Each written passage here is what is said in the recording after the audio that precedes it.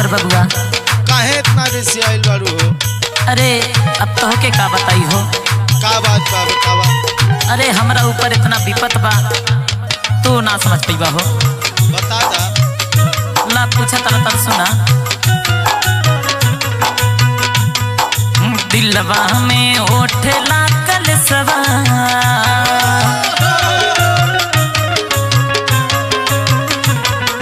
दिलवा में ओठला कलसवा सनसवा पिया के पठाइदा।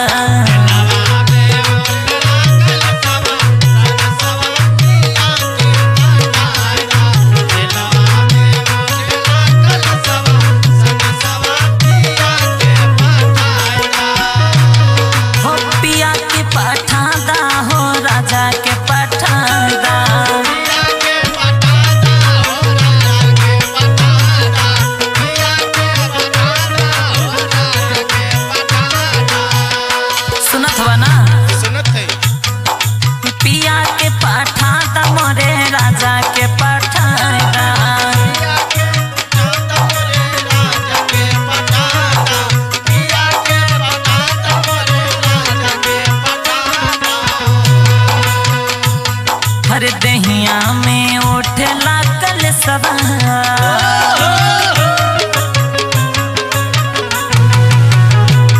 हर दहिया में ओठला कलसवा सनसवा पिया के पठाइदा।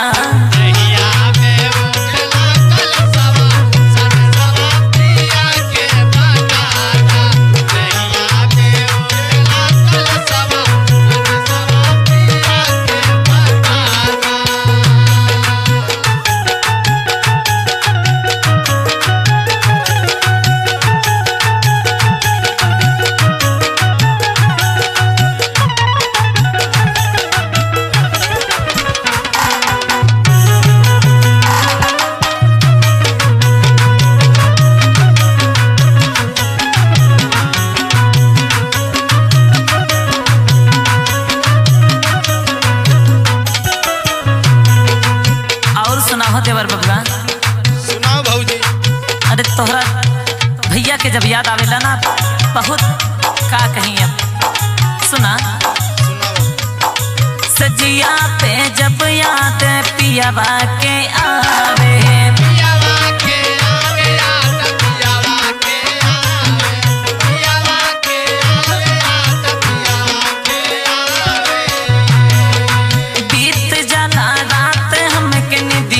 ना आवे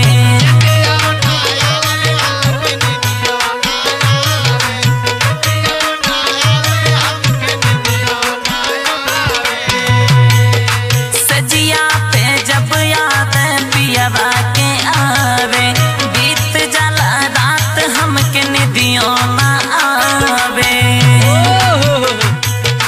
पपिहा बोले ला तीखी बोलिया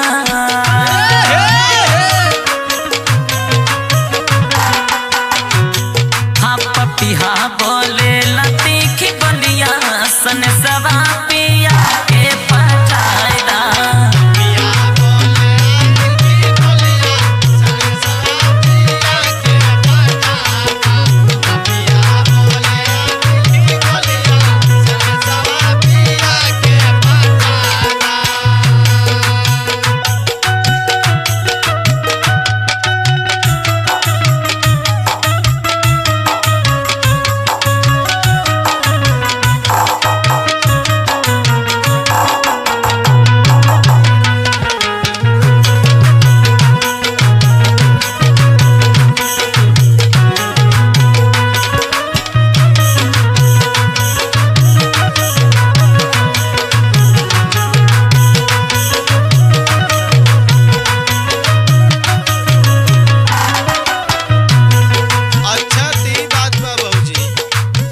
हो बोला तोहार भैया जाके विदेश में बस गई बड़न हमके बड़ा रिस्क लागेला हो।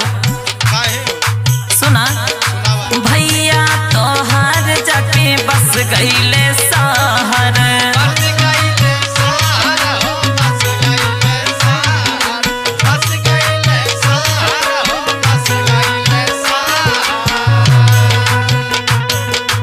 एने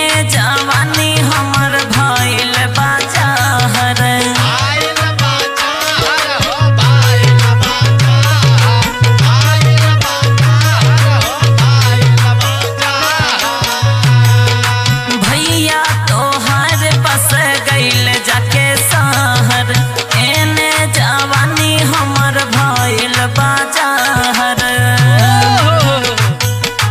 रोशन संदीप बोझा काल सवार